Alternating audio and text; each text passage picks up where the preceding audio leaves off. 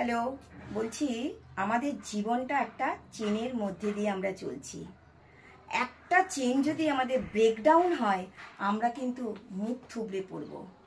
কারণ দেখো, আমাদের পর্যাপ্ত টাকা আছে, আমরা টাকার মধ্যে থাকি, কিন্তু যদি কোনো কৃষক বন্ধু চাষ না করে আমরা কিন্তু খেতে পাবো না।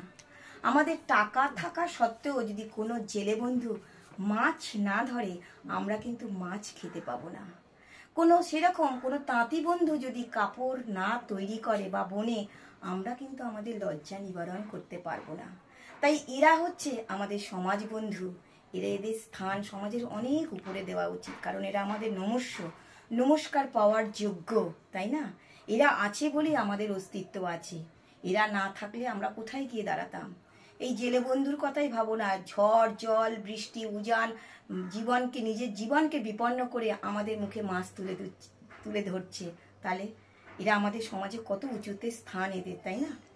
2 নম্বর পয়েন্টস, ধরো আমাদের বাড়ির পাশ দিয়ে কোনো মিস্ত্রি যাচ্ছে যারা জুতো তৈরি করে। আমি সবার কথা বলছি না, কিছু মানুষ আছে তাদের বলবে, এই মুচি এদিকে এসো তো। কেন?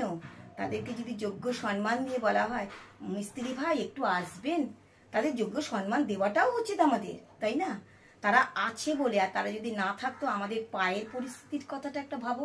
আমাদের পায়ের কোনো অস্তিত্ব থাকে বা থাকতো বা থাকবে, তাই না? তাই তাদের যোগ্য সম্মান দিতে হবে, কারণ আমরা সবাই একে অপরের পরিপূরক। সবাইকে নিয়ে আমাদের চলতে হবে, সবাইকে ভালোবাসতে হবে, সবাইকে ভালোবাসা দিয়ে এগোতে হবে, তাই না? ঠিক আছে, আমি তো মনে করছি, তোমরা কি মনে করছো বন্ধু? আমাকে জানিও। টাটা।